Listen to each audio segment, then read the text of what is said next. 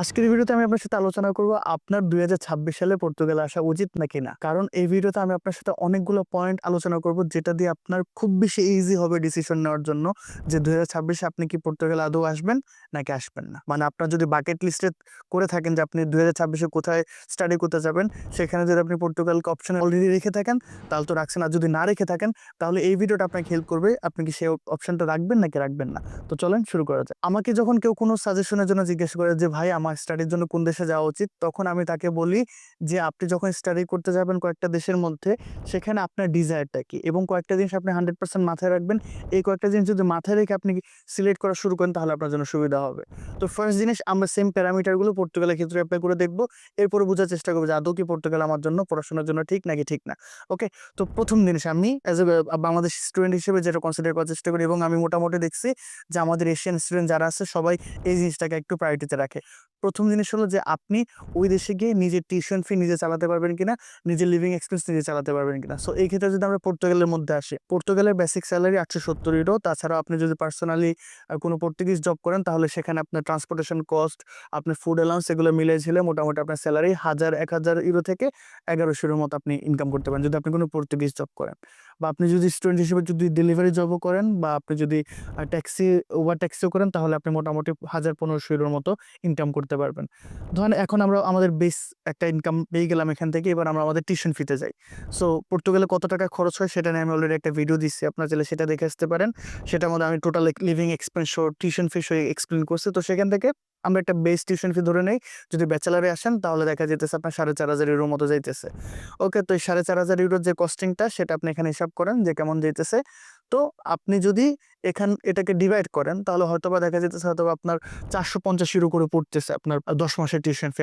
2 মাস ছুটি থাকে পর্তুগালে, সেটা টিউশন ফি তারা নেয় না। সো আপনি যদি এইভাবে হিসাব করেন তার মানে আপনার প্রতি মাসে 450 ইউরোর মতো ইউনিভার্সিটিকে দেওয়া লাগবে। আপনি ইনকাম করতেছেন 1000 ইউরো বা 1100 ইউরো, সেখান থেকে 450 চলে যেতেছে। 450 যদি চলে যায় তাহলে সেটা আপনি কেটে ফেলেন। এখন দেখেন আপনার কাছে কত থাকতেছে, বুঝতে পারতেছেন? 550 ইউরোর মতো থাকতেছে। এখন সেই 550 ইউরো আপনি আপনার লিভিং এক্সপেন্স, খাওয়া দাওয়া এগুলোতে ইজিলি করে ফেলতে পারবেন। আপনি যদি একাও থাকেন পর্তুগালে যে কোনো একটা রুম নিয়ে 300 ইউরো, 350 ইউরোর বেশি দেওয়ার কথা না। লিসবনের যদি সেন্ট্রালেও থাকেন 350 ইউরো আপনার চলে গেল আপনার এক রুমের ভাড়া ভাড়া। আর আপনি যদি একদম রেগুলার যদি খাওয়া দাওয়া করেন পেট ভর্তি করে, তারপর আপনার 150 থেকে 200 বেশি যাবে না। ওকে, সো মোটামুটি আপনার এখানে শেষ। আর হয়তো আপনি সেভিং হিসেবে আরো যদি একটু চিপায় চাপায় চলেন তাহলে হয়তো 1-200 আপনি এখান থেকে সেভ করতে পারবেন। যদি আমার সেভিং তেমন কিছুই থাকে না, আমি আমার নিজের লাইফটাকে নর্মালি লিড করি। যদিও এখন আমি ফুল টাইম জব করি, আমার তো পড়াশোনা শেষ, এখন মাস্টার্স করতেছে, এক্সিকিউটিভ এমবি করতেছে পর্তুগালে ইউনিভার্সিটি অফ অটোনোমাতে। তো আমার ক্লাস থেকে রাতের দিকে, আমি সকাল টাইম পুরো ফুল টাইম আমি জব করি, আমি এখন জবে আছি। এই গেল মোটামুটি আপনার ফার্স্ট ক্রাইটেরিয়া, সেটা পাস করে ফেলছে। সেকেন্ড ক্রাইটেরিয়াতে আমরা আসি যে পর্তুগালে আপনার টিউশন ফি কম কিনা, সো অ্যাফোর্ডেবল কিনা।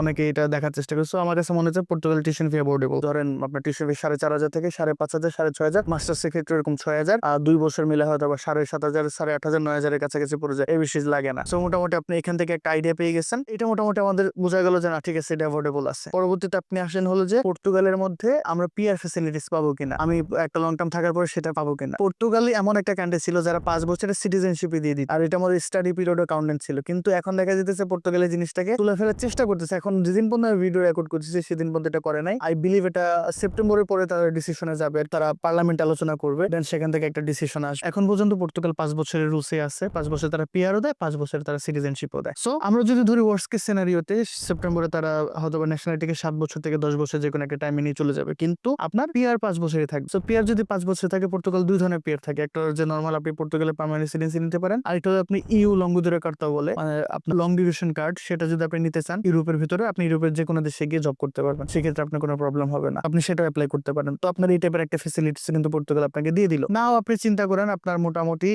পিআর এর ফ্যাসিলিটিস পর্তুগাল আছে, আপনি যে লং টার্ম থেকে যেতে পারবেন। আরেকটা জিনিস বাংলাদেশ থেকে আমরা যারা ফলো করি যে আমি আমার ফ্যামিলি নিয়ে আসতে পারবো কিনা, হ্যাঁ, আপনি পর্তুগালে ফ্যামিলি নিয়ে আসতে পারবেন। আপনি ডিএফ ক্যাটাগরিতে আপনার ফ্যামিলিকে অ্যাপ্লাই করতে পারবেন। কিন্তু আমরা সবসময় এনকারেজ করি স্টুডেন্টদেরকে, আপনি যখন আসবেন আপনি চেষ্টা করেন নিজে একা আসেন, পরবর্তীতে আপনি ফ্যামিলি আনেন। কারণ আপনি নিজে আসলে একা আপনি এখানে বুঝতে পারবেন, কারণ কালচারাল একটা অ্যাডাপ্টেশনের ব্যাপার আছে, এখানে নিজের লিভিং এক্সপেন্সের একটা ব্যাপার আছে, যেহেতু ইনকাম অত বেশি না। তো সেক্ষেত্রে কিন্তু আপনি একার ইনকাম দিয়ে সার্ভাইভ করে কিন্তু পসিবল না। তো আপনি যদি স্পাউস নিয়ে আসেন, আপনাকে হয় ফ্যামিলি থেকে সাপোর্ট সাপোর্ট আনতে হবে, নাহলে আপনাকে স্পাউসকে জব করতে হবে। তো এই জিনিসটা আপনি একটু মাথায় রাখতে হবে যে আমার যদি স্পাউস এখানে আসে তাহলে স্পাউসকেও কিন্তু জব করতে হবে। আর যদি আপনাদের বেবি সহ থাকে তাহলে তো বেবিকে হয়তো আপনাদের চাইল্ড কেয়ারে রেখে দিয়ে পরবর্তীতে জব করতে হবে। সো এই ক্ষেত্রে আপনাদের প্ল্যানিংটা আরো বেশি একটু সমস্যা হয়ে যাবে। আর ফ্যামিলি আনার যে ব্যাপারটা, আপনি পর্তুগাল এখন পর্যন্ত যে সিস্টেম, আপনি রেসিডেন্ট কার্ড হলে আপনি ফ্যামিলি আনতে পারেন, বাট এই গভর্নমেন্ট চিন্তা করতেছে যে আপনার এটাকে একটু টাই করার জন্য তারা অলরেডি প্রপোজাল দিছে যে আপনার ফার্স্ট রেসিডেন্ট কার্ডে, মানে আপনার ফার্স্ট রেসিডেন্ট কার্ড 2 বছর হতে আপনি 2 বছরের মধ্যে আনতে পারবেন না ফ্যামিলিকে, 2 বছর পরে আপনি ফ্যামিলি আনতে পারবেন। সো এটা আপনাকে একটু মাথায় রাখতে হবে। যদি এই রুলসটা পাস হয়ে যায় তাহলে কিন্তু আপনি হয়তো যদি বাংলাদেশ থেকে ডিরেক্টলি ডিএফ ক্যাটাগরিতে অ্যাপ্লাই করেন তো চলে আসলেন একসাথে। আর যদি আপনি এখানে আসার পরে যদি অ্যাপ্লাই করেন তাহলে আপনাকে 2 বছর পরে অ্যাপ্লাই করতে হবে। আর আমার কাছে মনে হয় সেটা বেটারও, কারণ মোটামুটি আপনি নিজে সেটেল হইতে একটু সময় লেগে যেতেছে, পরবর্তীতে ফ্যামিলি আনা সেটা নিয়ে সেটেল হওয়া একটু দুর্বিষহ ব্যাপার আর কি। যাই হোক, আমি জানি না বাংলা ওয়ার্ডটা ঠিক বললাম কিনা। তো এই জিনিসটা মাথায় রাখবেন, এটা যদি মাথায় রেখে আপনারা আসেন তাহলে খারাপ হবে আমার মনে হয়। আমি এটা পার্সোনাল বিলিভ করি যে আপনি আগে নিজে আসেন, কারণ নিজে স্ট্রাগল করলে সেটা মেনে নেওয়া যায়, কিন্তু ফ্যামিলি সহ যখন স্ট্রাগল করবেন তখন ফ্যামিলিরও মন খারাপ থাকে, নিজেরও মন খারাপ, কারণে বললাম আর কি। তো ফ্যামিলি সাইড থেকে একটু আপনার কমপ্লিকেশন আসছে আর কি, এখনো হয় নাই, হয়ে যেতে পারে। এর পরবর্তীতে যে জিনিসটা আছে যে পর্তুগালে অনেকে যায় যে ইউরোপে গিয়ে সেখানে আমি বিজনেস করতে পারবো কিনা বা ফুল টাইম জব করতে পারবো কিনা। তো পর্তুগালের ক্ষেত্রে সেটা ওপেন আছে, আপনি এখানে এসে ফুল টাইম জব করতে পারবেন, আপনি নিজের বিজনেস দিতে পারবেন। যেদিন থেকে আপনার হাতে রেসিডেন্ট কার্ড আছে সেদিন থেকে আপনি দেশে বিজনেস দিতে পারবেন, আপনি দেশে ফুল টাইম জব করতে পারবেন। এখন পর্যন্ত এই রুলসই আছে এবং আই বিলিভ এটা থাকবে, কারণ এটাতে গভর্নমেন্টের কোনো লস নাই। আপনি একটা কাজ করবেন, ট্যাক্স দিবেন, আপনি বিজনেস করবেন, ডাবল ট্যাক্স দিবেন। সো এটাতে তাদের কোনো প্রবলেম হবে না, কারণ এই দেশের সরকার সবসময় খাই খাই করে যে আমাকে ট্যাক্স দিতে থাকো, ঠিক আছে। এটা মোটামুটি ইউরোপের সব দেশের সরকাররাই করে। এই হলো মোটামুটি আমাদের রিজন গুলা। আমার কাছে মনে হয় যে এই কয়েকটা রিজন আপনি কনসিডার করতে পারেন। আমিও সেম এইগুলো কনসিডার করি যখন একটা কান্ট্রিকে চুজ করার চেষ্টা করি, বা আমাকে যখন কেউ বলে যে ভাই আমি ওই দেশে গিয়ে এগুলো করতে পারবো কিনা, এই জিনিস করো, তখন আমি এগুলো কয়েকটা ক্রাইটেরিয়া গুলো বলি, যে ক্রাইটেরিয়া গুলো দেখেন যদি আপনার ম্যাচ হয় তাহলে আপনার জন্য বেস্ট। আরেকটা ক্রাইটেরিয়া আছে যেটা হলো যে টাকা ইনকাম করা, খুব বেশি টাকা ইনকাম করা। সো এই ক্ষেত্রে যদি আপনার হয় তাহলে আপনি পর্তুগালকে বাকেট লিস্টে রাখেন না, কারণ পর্তুগাল আপনি আহামরি টাকা ইনকাম করতে পারবেন না। ওরকম 1000, 1000, 1100-এর মধ্যে আপনি লিমিটেড থাকবেন, কিন্তু পরবর্তীতে একটা ফিউচার পাবেন। যেমন ধরেন ইউকের ক্ষেত্রে যদি বলি, ইউকেতে আপনি ইনকাম করতে পারবেন। আমি জানি না এখন সিচুয়েশনটা কেমন, বাট এইসব কান্ট্রিগুলোতে কি হয় যে তারা টাকা ইনকাম করবে, কিন্তু বছর শেষে যে টিউশন ফিটা আসবে না, ওই টিউশন ফিতে সব আপনার কাছ থেকে নিয়ে চলে যাবে। আপনাকে ইনকাম করাইতেছে, কিন্তু দেখা গেল যে আপনার 10 মাস পরে টিউশন ফি যখন সময় আসছে আবার 1 বছর টিউশন ফি দাও, 13,000, 14,000, 15,000 পাউন্ড একবারে নিয়ে নিবে। আপনি যা ইনকাম করছেন সব আপনার কাছ থেকে নিয়ে নিবে। এবং পরবর্তীতে যখন আপনি আপনার পড়াশোনাও শেষ করছেন, আপনাকে পোস্ট স্টাডি ওয়ার্ক দিবে, ওটা জাস্ট দেখানোর জন্য, পরবর্তীতে শেষ, তুমি আমার দেশ থেকে বের হয়ে যাও। সো ওই কারণে আমি এই জিনিসটাকে, টাকা ইনকামটাকে যদি আপনি একদম ফলো করেন, আমি শুধু টাকা ইনকামই করবো আর কিছু করবো না, পড়াশোনা করবো না, তাহলে স্টুডেন্ট ভিসা আপনার জন্য না। সেকেন্ড জিনিস হলো যে আপনি ওইটা করতে হলে আপনাকে ওই দেশ থেকে বের হয়ে চলে যেতে হবে। আপনি গেছেন একটা টাকা খরচ করে, পরবর্তীতে ইচ্ছা মতো 2 বছর টাকা ইনকাম করছেন, পরবর্তীতে আপনার ভিসা মেসেজ, পরবর্তীতে আপনি বাংলাদেশে চলে যান। ওটা যদি করতে পারেন তাহলে একটা সিস্টেম আছে আর কি। বাট ওভারঅল যদি আপনি সবকিছু চিন্তা করেন তাহলে আমার মনে হয় না শুধু টাকা ইনকামের জন্য যদি কোনো কান্ট্রি আপনি ফলো করেন তাহলে পর্তুগাল আপনার জন্য না। ওকে, পর্তুগাল সবকিছু মিলাই, পর্তুগাল আপনাকে হাসাবে, পর্তুগাল আপনাকে কাঁদাবে, পর্তুগাল আপনাকে মানে একটা 5 মিশালি টেস্ট দিবে, ঠিক আছে। আপনার লাইফে আপনি সব ধরনের জায়গা দেখতে পারবেন পর্তুগালের মধ্যে থেকে, এই একটা দেশ আর কি। আমি অনেক কিছু দেখছি, লাইফে স্ট্রাগল করছি, এখন এমন না যে এখন করতেছি না, এখনো করতেছি। আবার কিছু সময় নিজের উপরেও খুশিও হই, আবার অনেক সময় রাগও করি। সো এই দেশটা আপনাকে একটা মিক্স অনুভূতি দেবে, বাট আমরা মানুষ হিসেবে মিক্স অনুভূতিই নিতে চাই, ঠিক আছে। সমস্যা না থাকলে আপনি আবার লাইফে বোর হয়ে যাবেন আর কি, ঠিক আছে। সো এই ছিল মোটামুটি আজকের ভিডিও।